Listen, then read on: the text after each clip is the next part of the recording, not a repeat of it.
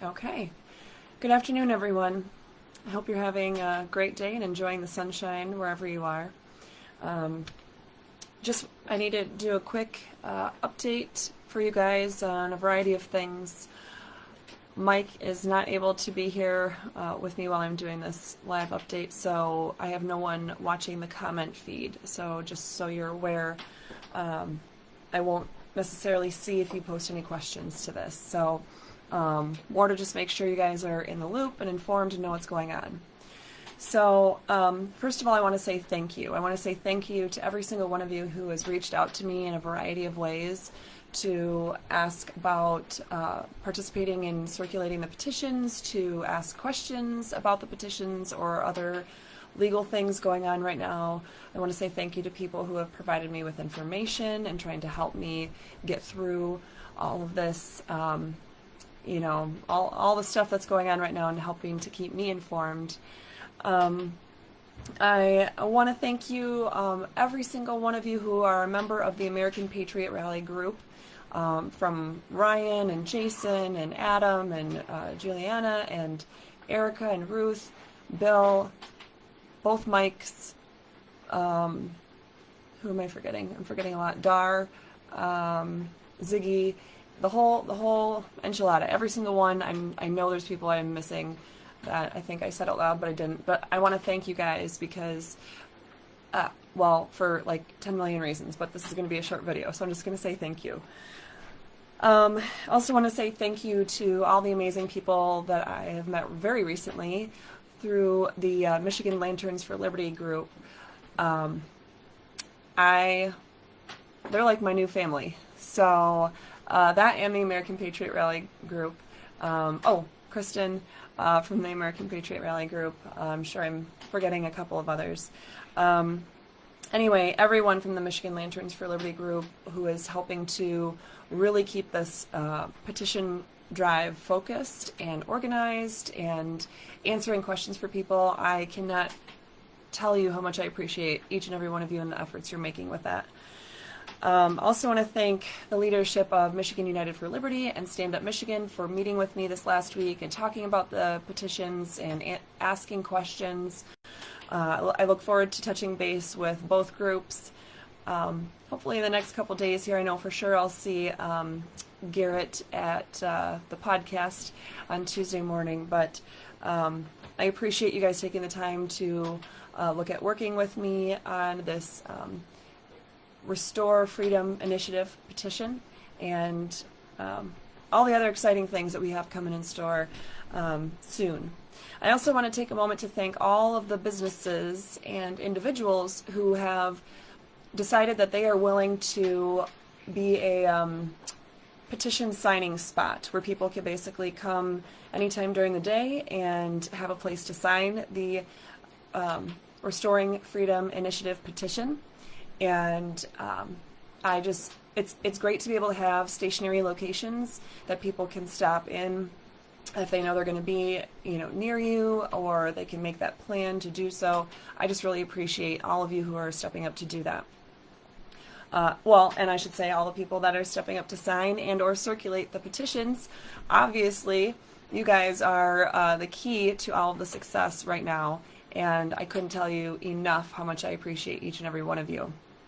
So a couple of updates as far as donations, because we've had obviously a lot of questions about how to do that and the different kinds of donations and everything. So there are at this point 2 different kinds of donations. We have the first set of donations is basically towards the legal work that I've been doing. All this, you know, helping me with gas to get around to the rallies, to go to homeschool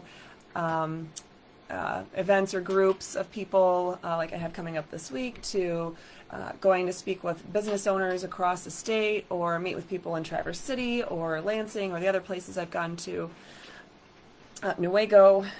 So I appreciate all of that help that you guys are doing to either help to try to compensate for some of the paper, right? The thousands of pieces of paper I've had to print.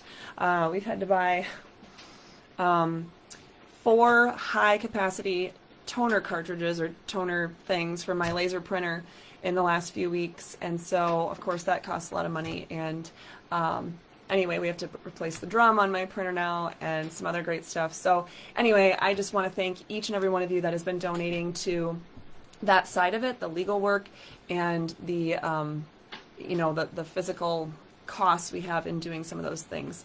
So for those of you who want to continue donating that way, you can donate basically in any way, because it's not related to, it's not for any election campaign, it's not for a ballot question committee, it's not for a political action committee, it's not regulated by campaign finance or election law whatsoever. So those funds can continue to come in as they've been coming, but to give you specifics, it would be easiest if there were one of two things. One, there is a button right now on the StopCovidChaos.com, as well as the RestoreFreedomMI.com website, and I also have it on my Facebook business page. That link is to be able to do online donation that way, and those will continue to come in as they have. I've also had a couple different people reach out saying that they were interested in doing things like a GoFundMe account or some other various things. My understanding is that someone is today putting together a GoFundMe account for the work that I've been doing, and I just don't have the specifics on that, but that is available as well. So to make sure we're distinguishing, though, between the kinds of donations that are coming for those purposes versus the kinds of donations that are specifically going to printing the petitions, that we had to create a ballot question committee for. And in doing so, we also, it triggered rules for campaign finance and election law. So those donations have to be done very specifically, and I totally appreciate them. It's not overly complicated, but just wanted to let you know that we'll have to keep it very clear as to which donation is which. So if you are going to send a check, either way, for whatever purpose, you can make it payable to Catherine Henry and send it to 7194 Michael Drive in Hudsonville, Michigan, 49426, and that information is on various different parts of the websites and Facebook listings, Google listings. But be very specific when you are using a check in the memo line. Either write Restore Freedom Legal Work or Restore Freedom Petitions. If it's the Restore Freedom Petitions, those are going to go into the committee account that will be opened, tomorrow at Lake Michigan Credit Union, and so that will help. The law says the written instrument or the check would have to say the committee organization on there. But because committee organizations are not their own legal entities, there's no federal taxpayer or EIN number, and so most of the time the credit unions and banks have required an individual signer's name to be actually written as to who the check is made out to. So lots of laws and different things, but basically that would be the way that would happen is just make the only difference between the two is what you write in the memo line. And also something to keep in mind is that for any donation that's made to the petition effort specifically for the printing and whatnot, there's a lot of campaign finance laws that come into effect. So everything that's over $20 does have to be either in a check or a credit card by law. And anything that's over $100, even if it's, might have donated 20 here and 50 here and 50 here, anything that in total is over $100 for any one particular person or one particular business would have to have additional information. The law says we have to record what your occupation is, what your employer's name is, and your employer's address. So the most common question I get is, well, I'm retired. How does that look like? Well, then you would simply write retired is your occupation, and your business is self, I guess, and your business address is your home address. So that's all information I have to have for that particular purpose, for the printing of the petitions, if you are donating money that way. Also important to keep in mind for those who maybe are a little bit used to participating or donating in campaign committees of any kind, Ballot question committees are the one kind of committee in the entire state of Michigan where there is no limit on any kind of campaign contributions, and corporations and businesses and any kind of other association or firm can actually donate directly to the costs of these printing and things like that. So all the other kinds of committees that are out there in Michigan are not allowed to have those two things take place. But in Michigan, for ballot question committees, specifically like for this petition, those organizations are allowed to, and there are no dollar limits. So like I said, the only thing is if it's over $20, then it has to be by check or by credit card. And if it's over, and I do need the name, address, date, and amount, obviously, of the any kind of donation at all. So even if you donate $5 or $10 to this, I still am legally required to, as long as the donation is specifically for the printing costs and out-of-pockets just for the petition itself, then I'm legally required to have your name, your address, and I think that's it. Just the date and the amount reported to the state. So let's see. So there is an online button already available for contributions for the work that I've been doing on, going to the rallies and answering people's questions and giving them advice and trying how to open up their business, or dealing with a variety of issues, right? Writing these briefs. That online button is already there, and you can donate to that at any time. And I do appreciate every donation. I know the times are tough. I mean, I'm not the only one that hasn't earned any income right now, because you guys, many of you, are still waiting for your businesses to open back up and being able to earn that paycheck. Or if you own your own business, you have a longer road ahead of you, because you have to regain all those connections and have your suppliers in order and have your loyal customers coming back in, and hopefully they've gotten their jobs back so they're able to afford once again to come in and use your services or buy your products. I understand that there's, some things going on there. So that's why, any little bit of donation at all, by all means, you don't have to do that. But if you feel like you want to help in that way, I totally appreciate it. We talked about the online donations for that. The online donations specifically for printing the petitions and the other direct out-of-pocket costs, those are going to be available online very soon, but you can't set up a new Square or PayPal or anything like that account until you have the underlying checking account established. And I tried to do that online, but was not able to do so. So I have to wait until I can get to the bank, hopefully tomorrow, to set up that bank account so that I can go ahead and tie those other online donation accounts to that. But hopefully in the next 2 days, that piece will be there. In the meantime, checks can still come to this address. And I do actually have a lockable drop box that my husband will be installing today. It's one I used to use for my law firm when we were in Belding, and we just never put it up here yet. So that will be available, so you can actually just drop a check off if you would like to do that in there. Just make sure that information that we just went over a moment ago is included. So some petition logistics. I am going to do a short video that will be much easier to share all over social media very soon. As soon as I have this brief done, I will do that video. And that will go over more of the summary of what it's about and various things like that. I will probably go back in after that one is closed out, so that could be short and shareable, and then come back in and do questions. In fact, why don't we decide to do that right now? I think it would be great if we could say maybe next Friday would be the 5th.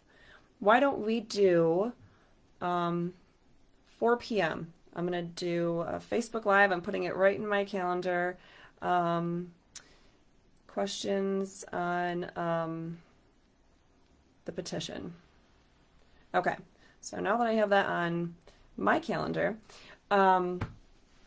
so yes, Friday at, what did I just say? I think I said 4. This Friday, June 5th at 4, we'll do a Facebook Live specifically talking about the petition.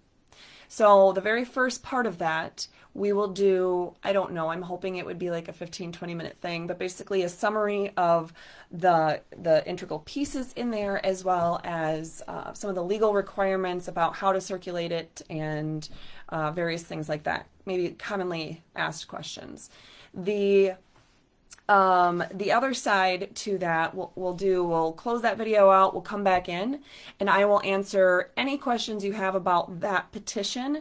I'm going to just have two things on that, okay? So number one, I'm going to ask you that if you're going to want me to answer any questions or comment on anything on it at all, specifically to a comment or question that you raise, that you're going to put in the time and the effort to read the whole thing. I understand that you might not understand some of it, or maybe all of it. I understand that you might get bored with it or whatever, but in all fairness to everyone else who is taking the time to read it and taking the time to thoughtfully put together questions, I'm going to ask that you do read the whole petition before you, and it's all 4 pages, before you come back on Friday at 4 with any kind of questions or comments. The petition itself is available at, I have somebody coming to my door right now. The petition itself is available at the RestoreFreedomMI.com website, and I think it might have been shared to Facebook. I don't remember. But anyway, sorry, I'm trying to get my bearings about me because of the distraction of having people stopping by just like they were yesterday. So anyway, let's do that. Okay, so that's the first thing I'm going to ask about that is that you go ahead and read that ahead of time. Like I said, it's online. I think I was going to say another piece to that, but I don't remember what it was. So, but just keep all your questions on the particular to the petition there, especially if you're watching this video right now and you have access to watching Facebook Live feeds. Let's do all the questions that way in the comments there, instead of sending me a bunch of questions between now and then about the explanation or any of the legal pieces of it, because there's just so much to cover, right? There's so many questions that people have. I need to be very effective in how I use my time so I can answer all the questions and concerns that each of you raise. I've even had tons of people that aren't even from Michigan that are contacting me wanting me to help in some way or whatnot. So just checking my list here. Okay, so as far as some logistics about the petition, if you have any, and by the way, I did put much of this information up in the description of the words above this Facebook video live feed. But the RestoreFreedomMI@gmail.com is the new Gmail address I set up so that my newly formed team of miracle workers can help me go through those hundreds of requests we've already received since I created that account less than 48 hours ago. And we just need your name and your address and your phone number if you would like to either comment. Am I needed for anything? Okay. So if you either want somebody to your name, address, and phone number, if you need to get connected with us to get some petitions delivered to you, or somehow connected with you in some way, or if you just simply want to sign and you're super eager about doing so, maybe you're going to be leaving the state for a week or two and you don't want to miss opportunities at these various events that we'll have, please reach out to them for that. In fact, any and all logistics at all about signing, or where the events will be to sign, or different things like that, please email that email address, because if you email them to me, I'm just getting too many to answer them all in one day. And I need to do what I can to make sure you're getting the answers for the questions that you're asking. And so I have to delegate some of that. And those logistical questions are things that my newly formed team is super awesome at handling. So RestoreFreedomMI@gmail.com if you want to sign, if you want to circulate petitions, or if you just have any logistical questions or concerns.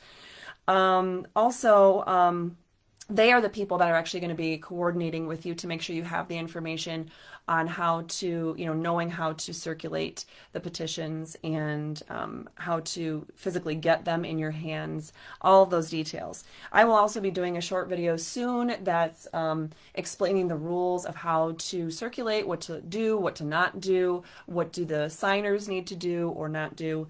So that will be coming soon. In the meantime, we'll also have 2 bullet point little cheat sheets, if you will, about one for people who are signing and one for people who are circulating. But in the meantime, I have kind of a, I don't know if you want to call it a rough draft, but it's just, there's just a lot of writing on it. It's not as visually pleasing as like a quick bullet point thing, but it's a 1-pager, and it's on, well, hopefully later today, it will be posted on the RestoreFreedomMI.com website. There's a draft that was pulled from some other website just basically as a placeholder, but my document is being put on there hopefully later today. If you do already have petitions or you're getting petitions today and you need that instruction sheet right now, then please email and ask for that at that RestoreFreedomMI@gmail.com address, because it's sitting in that Google Drive and those people can pull it off and send it to you or print it and give it to you either way. Also, that website, the RestoreFreedomMI.com, so it already has the information we've talked about earlier about donations. It already has the information for contacting, the email for circulating and signing. It already has the actual petition language available for you to see.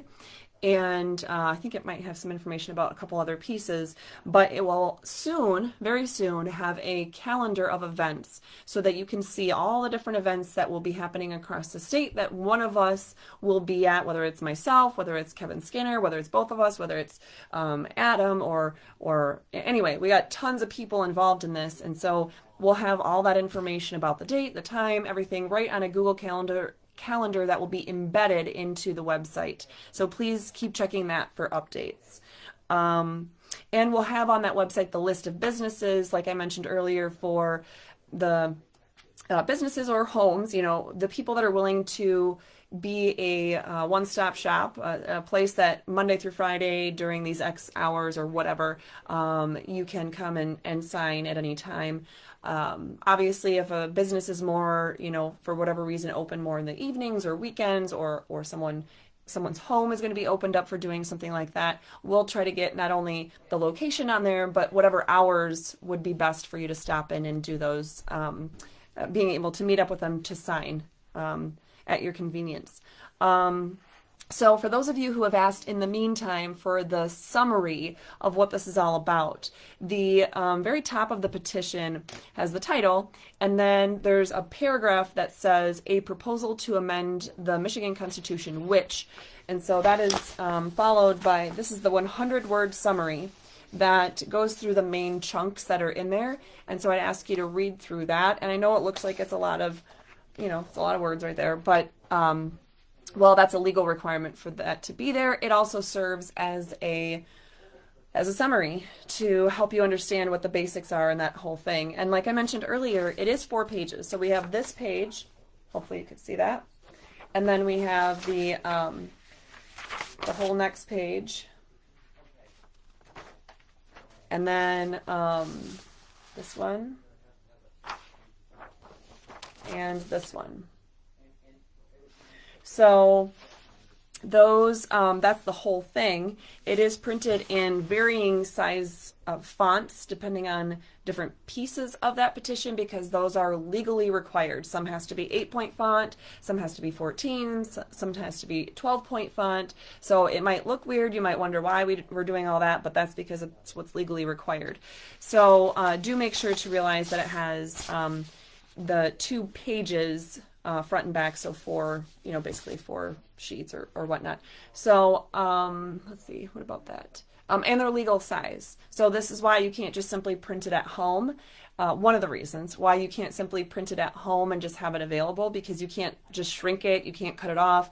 It has to be front and back. You can't circulate petitions that are just the signature page on the front without having the specific language and layout of the wording on the back. So please be sure to know that the petitions need to come from us so that they're done right. Otherwise, if you're going to spend time or energy or any kind of money on gas to drive around and get these petitions, we want to make sure that they're going to be good signatures. So please stick with the ones that we have given you, because otherwise they would most likely have to be thrown out, and we'd hate to have you waste any of your time, money, or effort.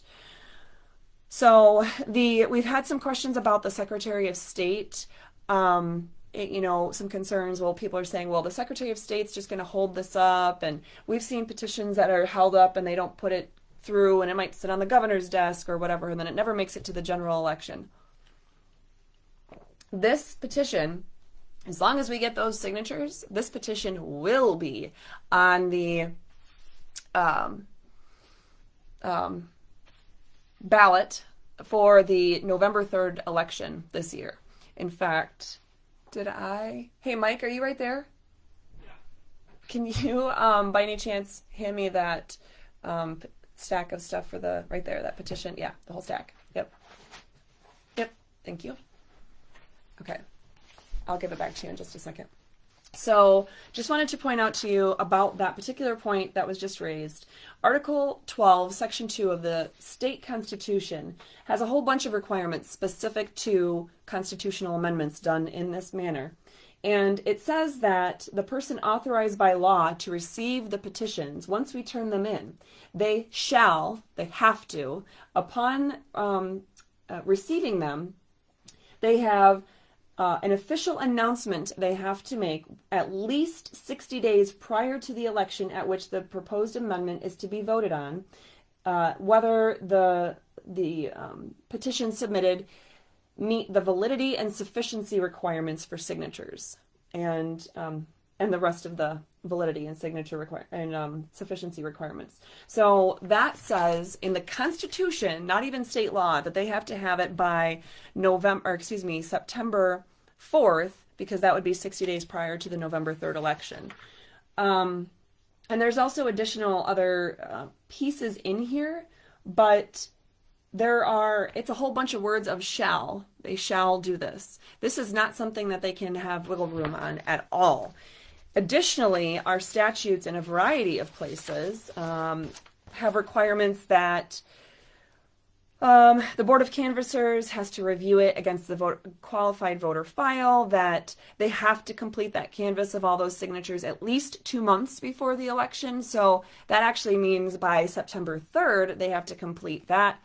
Then they have to make that determination document available, and let's see. So the Board of Canvassers, actually by law, it'd be the Board of Canvassers that announces the validity or sufficiency, and that's under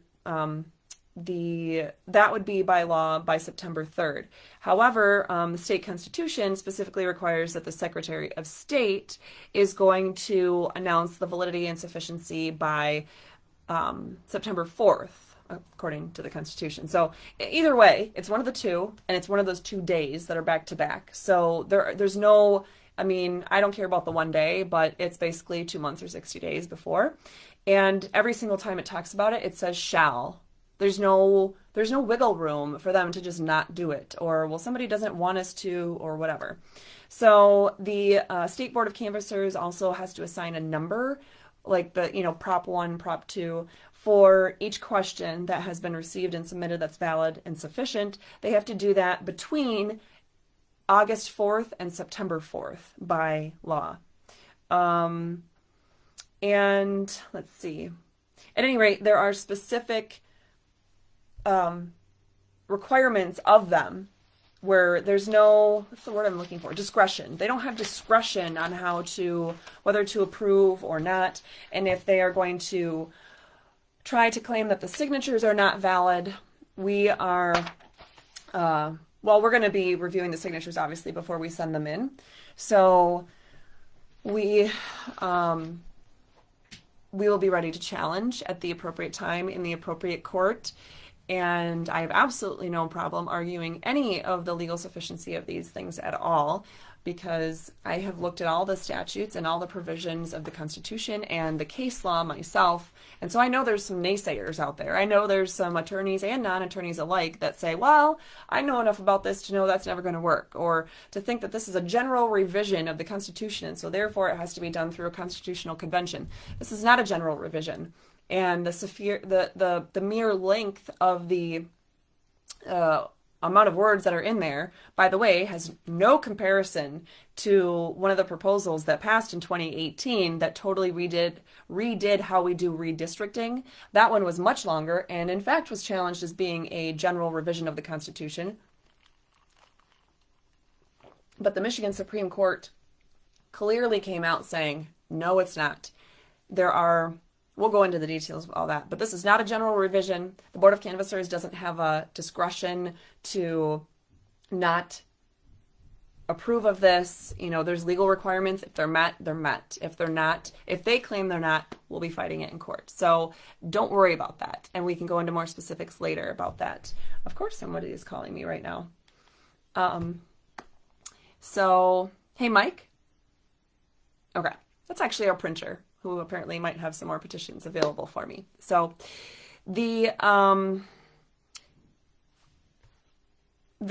oh my gosh, a lot of people have been blowing up my phone since I've been doing this video. So just a reminder, or more of an announcement / reminder about the various types of communications.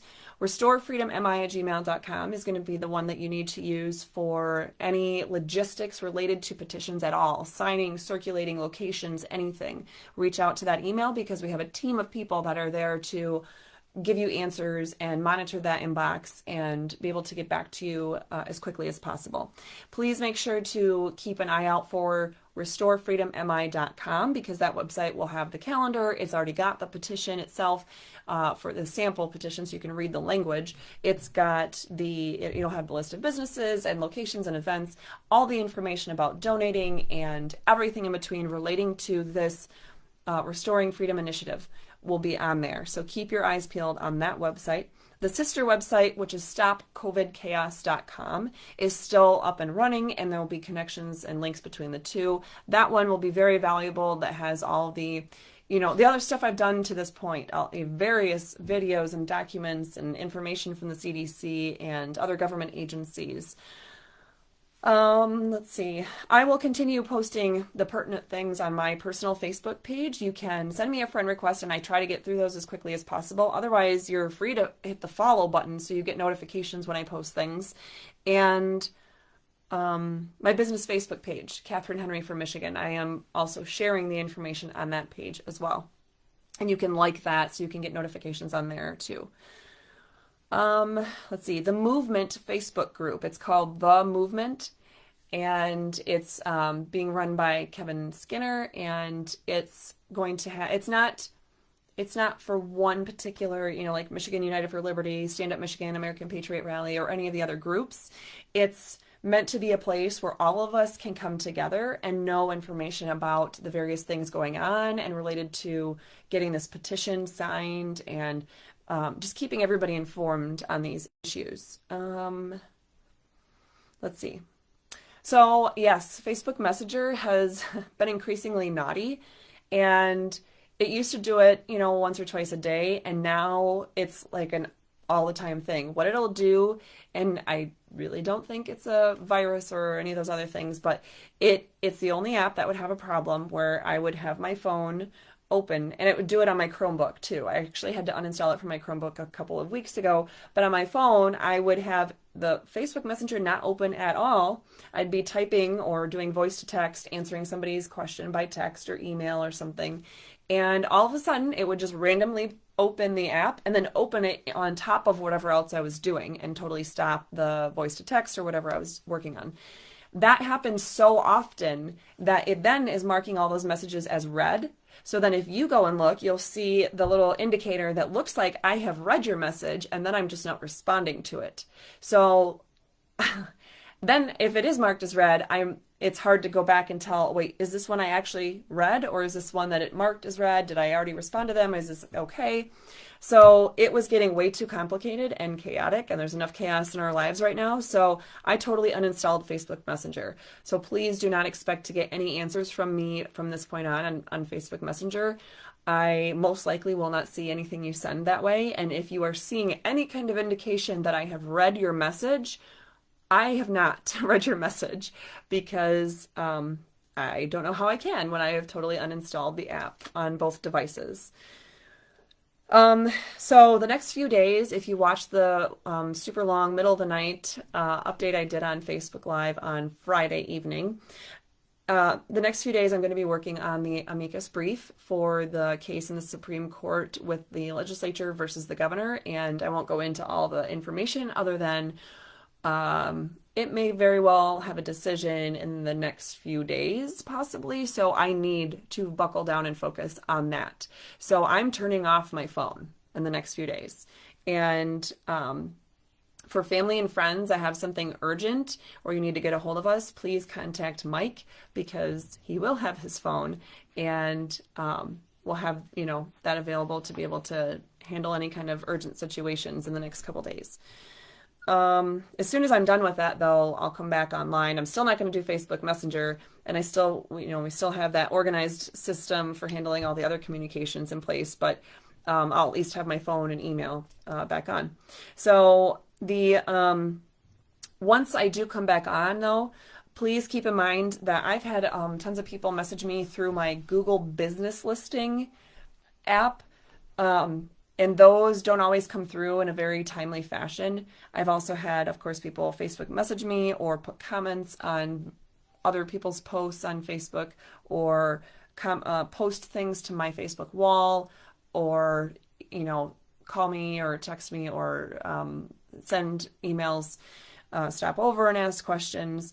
To the extent that you can, try to follow the stuff that I said earlier, and I posted in in writing at the beginning of this Facebook video, to help funnel your questions so that we can get you answers right away, because I want you to have answers right away. This stuff is moving very quickly, and it's very important, and it impacts every single person in the state of Michigan and many beyond.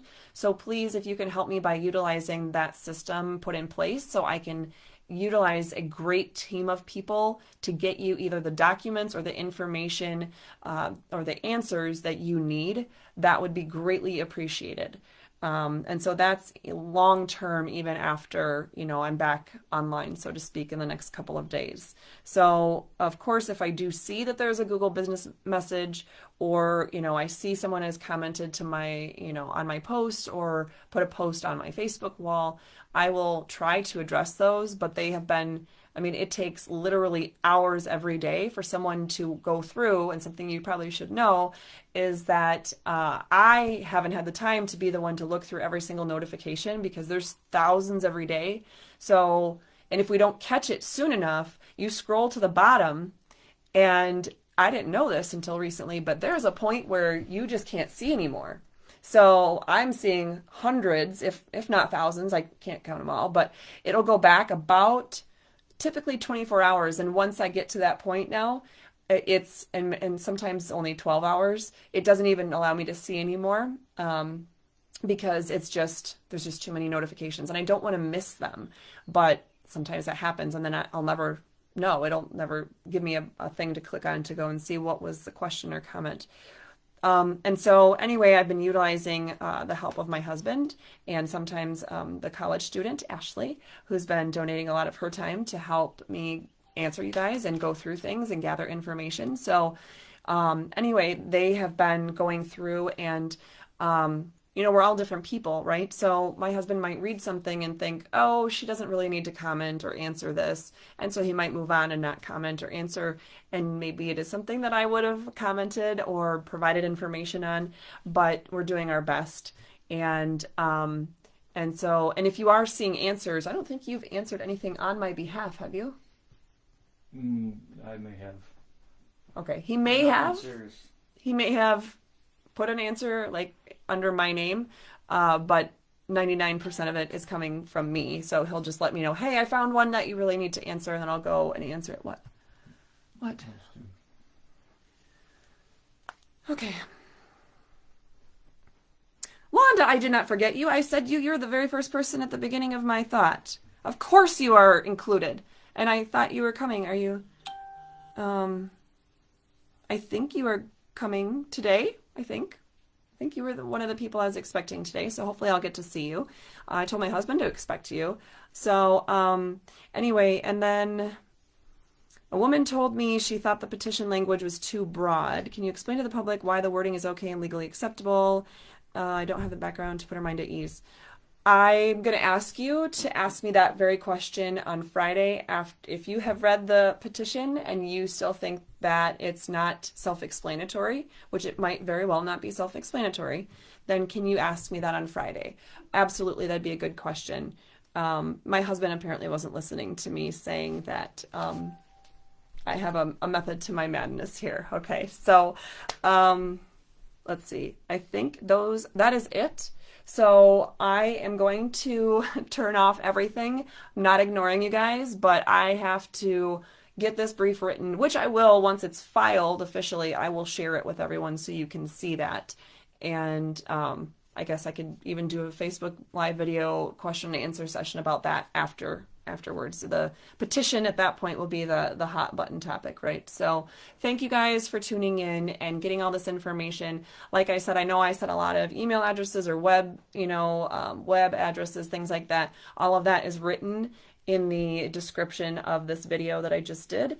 And I look forward to working with all of you guys on all these things going forward. And if I did miss any of you that I named, please know that it is not on purpose, because in my mind I can actually see everyone. I just couldn't remember then which ones I verbalized out loud.